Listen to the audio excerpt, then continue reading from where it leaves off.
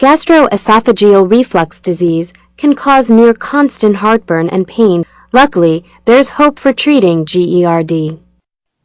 Gastroesophageal reflux disease, or GERD, is the result of constant seeping of the stomach's digestive acids up into the esophagus. GERD most often manifests as chronic heartburn, but can also result in vomiting and nausea.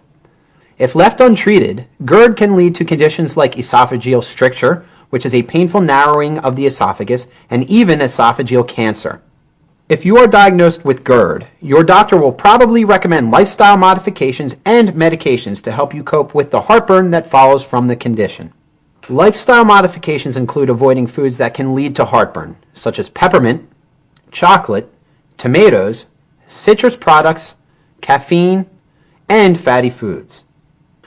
Your physician may also recommend other changes like losing weight if you're obese and ceasing use of tobacco products if you smoke.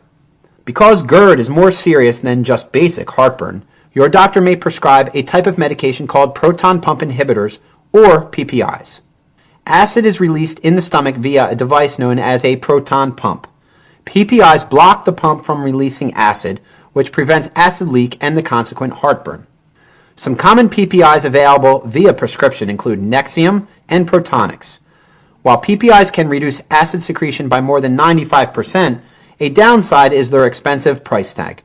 A slightly weaker yet more affordable medication choice is histamine 2 or H2 blockers. These drugs are available both with a prescription and in a weaker form over the counter. H2 blockers work by countering the effect of histamine, which stimulates acid production. The result is a drop in the amount of acid that the stomach produces. H2 blockers like Axid and Zantac are often most effective for people troubled by nighttime heartburn. Medication and lifestyle changes can control about 95% of GERD, but for some people, surgery will become necessary.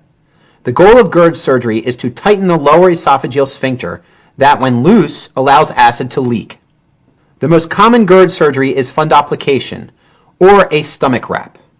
This procedure involves grabbing a piece of the stomach and looping it around the lower end of the esophagus to create a sphincter. The wrap must be tight enough to prevent reflux, but loose enough to allow food and belches to pass. Sometimes, a doctor will use radiofrequency catheter ablation to treat GERD. Also known as the Stretta procedure, it involves applying small doses of radiofrequency energy into the esophageal sphincter. This causes the lining of the esophagus to expand, in turn resulting in a tightening of the valve that releases acid. The LES can also be tightened with sutures using the Bard endoscopic suturing system. During this surgery, stitches are placed at either side of the LES and are then tied together. While gastroesophageal reflux disease can be painful, these treatment options can help you return to a normal, heartburn-free life. But please, see your doctor before trying any GERD therapy.